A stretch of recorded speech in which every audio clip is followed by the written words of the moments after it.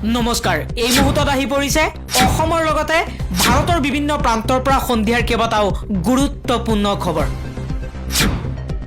এই মুহূৰ্তত জনাই আছো এটা বিগ ব্ৰেকিং নিউজ জুবিন গাৰ্গে ন্যায় নাপায় মুখ্যমন্ত্ৰী হিমন্ত বিশ্ব শৰ্মা আৰু অসম আৰক্ষীৰ ওপৰত বৰষা নাইকিয়া হৈছে সংবাদ মেলত এই বিস্ফোৰক মন্তব্য কৰিছে অখিল গগৈয়ে কৈছে মই লিখি দিব পাৰো যিদৰে তদন্ত চলি আছে এই তদন্তত জুবিন গাৰ্গে ন্যায় নাপায় আৰএছএছৰ বস্ত্ৰ পৰিধান কৰিলে পবিত্ৰ মাৰ্ঘেৰিটাক লৈ সামাজিক মাধ্যমত ব্যাপক চৰ্চা এছামে সমৰ্থন কৰা নাই যদিও আন এছামে সমৰ্থন কৰিছে যোৰহাট নগৰত ৰাষ্ট্ৰীয় স্বয়ংসেৱক সংঘৰ শতাব্দী বৰ্ষ উদ্ঘাটন কাৰ্যক্ৰমত অংশগ্ৰহণ কৰি কেন্দ্ৰীয় বৈদেশিক মন্ত্ৰী পবিত্ৰ মাৰ্ঘেৰিটাই বস্ত্ৰ পৰিধান কৰিলে মুখ্যমন্ত্ৰী হিমন্ত বিশ্ব শৰ্মাই যদি ন্যায় দিব নোৱাৰে দায়িত্ব এৰি দিয়ক জুবিন গাৰ্গৰ মৃত্যুত কোন জড়িত আছে কম বেছি পৰিমাণে ৰাইজে গম পাইছে সেইবোৰ ৰাইজে বিচাৰ কৰিব জুবিন গাৰ্গৰ মৃত্যুৰ তদন্তক লৈ ধুবুৰীৰ সাংসদ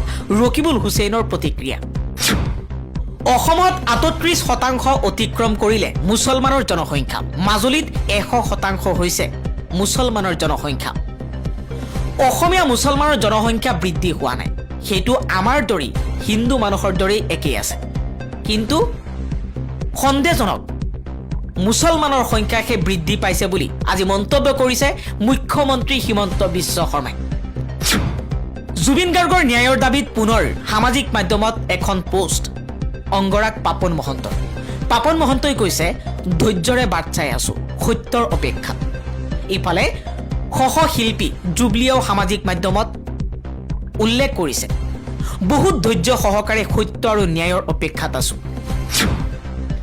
জুবিন গাৰ্গৰ মৃত্যুৰ তদন্তৰ বাবে ছিংগাপুৰ চৰকাৰৰ আইনী সহযোগিতা বিচাৰি পত্ৰ প্ৰেৰণ কৰিছে ভাৰত চৰকাৰে ছিংগাপুৰৰ ভাৰতীয় দূতাবাসৰ প্ৰথম সচিব টি প্ৰভাকৰলৈ পত্ৰ প্ৰেৰণ কৰিছে গৃহ মন্ত্ৰণালয়ৰ অবৰ সচিব প্ৰবীণ সিঙে প্ৰেৰণ কৰিছে এই পত্ৰ জেলৰ ভিতৰত থাকিও ভিআইপি লাগে শ্যামকানু মহন্তক লাগে বডি মাছাজ চিআইডিক এই মৰ্মে আবেদন জনাইছে শ্যামকানু মহন্তই তালিবান চৰকাৰৰ তৎপৰতাত পাকিস্তানত ভয়ংকৰ আক্ৰমণ পাকিস্তানী সেনাৰ ওপৰত ভয়ংকৰ আক্ৰমণ চলাইছে আফগানিস্তানত প্ৰথমে আক্ৰমণ চলাই আনন্দ কৰিছিল পাকিস্তানে আজি ভয়ংকৰ আক্ৰমণত পাকিস্তানৰ ৫৮ জনকৈ সেনা জোৱান নিহত হৈছে আৰু লগতে ৩০ জনকৈ জোৱান আঘাতপ্ৰাপ্ত হৈছে বুলি মন্তব্য কৰিছে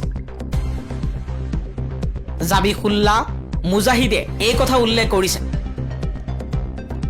আফগানিস্তানৰ চৰকাৰে কৈছে যেতিয়ালৈকে পাকিস্তানে আমাৰ ওপৰত একশ্যন লৈ থাকিব তেতিয়ালৈকে তেওঁলোকৰ ওপৰত আমি ভয়ংকৰ একশ্যন লৈ থাকিম ফেচবুকৰ পৰা নিলম্বিত একাউণ্ট ঘূৰাই পালে অখিলেশ যাদৱে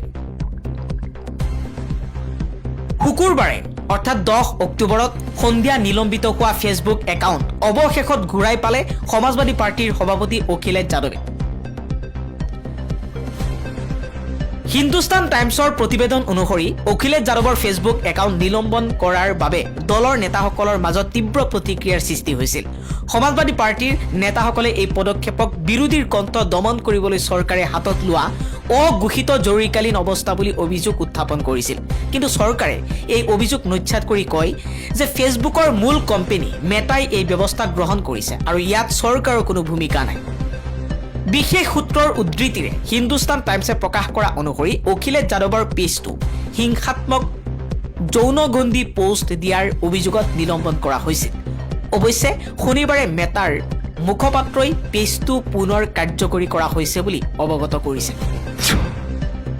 এদিনতেই ভাল খবৰটো আহিব ছিংগাপুৰৰ পৰা জুবিন গাৰ্গৰ মৃত্যুৰ তদন্তক লৈ ডাঙৰ মন্তব্য কৰিছে মুখ্যমন্ত্ৰী হিমন্ত বিশ্ব শৰ্মাই জুবিন গাৰ্গৰ মৃত্যুৰ তদন্ত কৰি ইটোৰ পিছত সিটো বিস্ফোৰক তথ্য লাভ কৰিছে চিআইডিয়ে মুখ্যমন্ত্ৰী আৰু হিমন্ত বিশ্ব শৰ্মাই কৈছে জুবিনৰ মৃত্যুৰ তদন্তত কেইবাজনো প্ৰবাসী অসমীয়াই জনাইছে সঁহাৰি এছআইটিৰ চমনৰ পাছতেই ইতিবাচক সঁহাৰি ছিংগাপুৰৰ প্ৰবাসী অসমীয়াৰ মোৰ দাদাৰ ন্যায় লাগিবই বৌৱে গোটেই ৰাতি কান্দিছে চিআইডিৰ কাৰ্যালয়ত ভাষ্য গ্ৰহণৰ পাছতেই অৰুণ গাৰ্গৰ এই মন্তব্য। অৰুণ গাৰ্গে কৈছে, দাদাক সাগৰত লৈ গৈ কিয় অকলশৰীয়াকৈ থৈ দিছিল, কিয় তেওঁৰ ওপৰত গুৰুত্ব দিয়া নাছিল, এজন মেনেজাৰ থকাৰ পাছতো কেনেধৰণে অসুস্থ হোৱাৰ পাছতো সাগৰত সাঁতুৰিবলৈ দিছিল। ইয়া এক ডাঙৰ ষড়যন্ত্ৰ বুলি মন্তব্য কৰি CIDৰ কাৰ্যালয়ত আজি ভাষ্য গ্ৰহণৰ পাছতেই অৰুণ গাৰ্গে এই মন্তব্য কৰিছে, অতি সোনকালে মোৰ দাদাৰ ন্যায় লাগে। তীব্ৰ সমালোচনাত সেও মানিলে তালিবানৰ বৈদেশিক মন্ত্ৰীয়ে। দ্বিতীয়খন সংবাদমেলৰ আহ্বান জনাইছে তালিবানৰ বৈদেশিক মন্ত্ৰী। তালিবানৰ বৈদেশিক মন্ত্ৰী আমিৰ খান মুত্তাকিয়ে 12 অক্টোবৰ দেওবাৰে দ্বিতীয়খন সংবাদমেল আহ্বান কৰিছে। সংবাদমেল মহিলা সাংবাদিকৰ বাবেও মুকলি থাকিব বুলি সদৰি কৰিছে। দিল্লীত পূৰ্বৰ সংবাদমেলত মহিলা সাংবাদিকক নিষিদ্ধ কৰাৰ বাবে তীব্ৰ সমালোচনাৰ সন্মুখীন হোৱাৰ পিছতেই এই কথা প্ৰকাশ কৰিছে আমিৰ খান মুত্তাকিয়ে। তালিবানৰ বৈদেশিক মন্ত্ৰী হিচাপে প্ৰথমটো ভাৰত ভ্ৰমণ মুত্তাকিৰ। 10 অক্টোবৰ শুকুৰবাৰে তেওঁ ভাৰতৰ বৈদেশিক পৰিক্ৰমা মন্ত্ৰী এছ জয়শংকৰক সাক্ষাৎ কৰে। আলোচনাৰ অন্তত তেওঁ আফগান দূতাবাসত এক সংবাদমেল অনুষ্ঠিত কৰে যদিও কেৱল পুৰুষ সাংবাদিককহে অনুমতি দিয়া হৈছিল। মুকলিকৈ লগুণ চিঙাক লৈ সৰব মন্ত্ৰী পীযুষ হাজৰিকা। পীযুষ হাজৰিকাই কৈছে, কোনোবাই ৰাজহুৱাকৈ কেমেৰাৰ সন্মুখত নিজৰ লগুণ ছিঙি প্ৰতিবাদ কৰা কাৰ্যক মই তীব্ৰ বিৰোধিতা কৰিছো। যোৱাকালি জুবিন গাৰ্গৰ সমাধিস্থলত এজন জুবিনৰ অনুৰাগীয়ে লগুণ ছিঙি তেওঁ কৈছিল, মোৰ কোনো জাতি নাই, মোৰ কোনো ধৰ্ম নাই, মোৰ কোনো ভগৱান নাই, মই মুক্ত, মই কাঞ্চনজংঘা, জুবিন গাৰ্গৰ আদৰ্শৰে সদায় চলিম।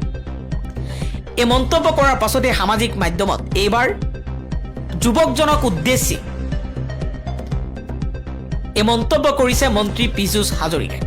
পীযুষ হাজৰিকাই কৈছে, কোনোবাই ৰাজহুৱাকৈ কেমেৰাৰ সন্মুখত নিজৰ লগুণ ছিঙি প্ৰতিবাদ কৰা কাৰ্য মই তীব্ৰভাৱে বিৰোধিতা কৰিছো। ইয়াক সনাতনক অপমান কৰা হৈছে বুলি মন্তব্য কৰিছে পীযুষ হাজৰিকাই। ছিংগাপুৰলৈ যাব অসম সাহিত্য সভাৰ প্ৰতিনিধি দল। ছিংগাপুৰৰ প্ৰৱাসী অসমীয়াক SITত হাজিৰ হোৱাৰ বাবে জনাব আহ্বান। শিলচৰত এই মন্তব্য কৰিছে অসম সাহিত্য সভাৰ সভাপতি ডক্টৰ বসন্ত কুমাৰ গোস্বামীয়ে।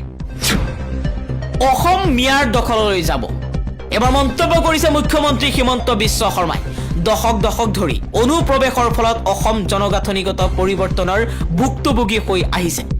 এই ৰুৰ বাস্তৱতাৰ প্ৰতিফলন হৈছে যে আমাৰ জনসংখ্যাৰ 38%তকৈ অধিক মুছলমান। কেন্দ্ৰীয় মন্ত্ৰী অমিত শ্বাহৰ দ্বাৰা জনগাঁথনি মিছন সম্পৰ্কীয় এখন উচ্চ স্তৰীয় সমিতিৰ ঘোষণা কৰা হৈছে। ইয়াৰ জৰিয়তে এই ৰাষ্ট্ৰীয় প্ৰত্যাহ্বানৰ বিজ্ঞানসন্মতভাৱে অধ্যয়ন আৰু মোকাবিলা কৰাৰ বাবে নীতিগত পদক্ষেপ গ্ৰহণ কৰা হ'ব। ইয়া নিশ্চিতভাৱে এক ঐতিহাসিক আৰু অতি প্ৰয়োজনীয় পদক্ষেপ হ'ব বুলি মন্তব্য কৰিছে মুখ্যমন্ত্ৰী হিমন্ত বিশ্ব শৰ্মাই। লগতে মুখ্যমন্ত্ৰী হিমন্ত বিশ্ব শৰ্মাই 1971 চনৰ পৰা 2021 চনত হোৱা সেন্সাছত 2011 চনত হোৱা সেন্সাছক তুলনামূলকভাৱে বৰ্ণনা কৰিছে। মুখ্যমন্ত্ৰী হিমন্ত বিশ্ব শৰ্মাই দিয়া তালিকাত উল্লেখ কৰা হৈছে যে 1971 চনত অসমত হিন্দুৰ সংখ্যা আছিল 72.51% আৰু মুছলমানৰ সংখ্যা আছিল 24.56%। 1991 চনত অসমত হিন্দুৰ সংখ্যা আছিল 67.13% আৰু মুছলমানৰ সংখ্যা আছিল 28.48%। 2001 চনত অসমত হিন্দুৰ সংখ্যা আছিল 64.89% আৰু মুছলমানৰ জনসংখ্যা আছিল 30.92%। 2011 চনত অসমত হিন্দুৰ জনসংখ্যা আছিল 61.46%, অসমত মুছলমানৰ জনসংখ্যা আছিল 34.22% আৰু 2021 চনত হিন্দুৰ জনসংখ্যা হৈছে 51% আৰু মুছলমানৰ জনসংখ্যা 38%তকৈও অধিক হৈ পৰিছে বুলি দাবী কৰিছে মুখ্যমন্ত্ৰী হিমন্ত বিশ্ব শৰ্মাই।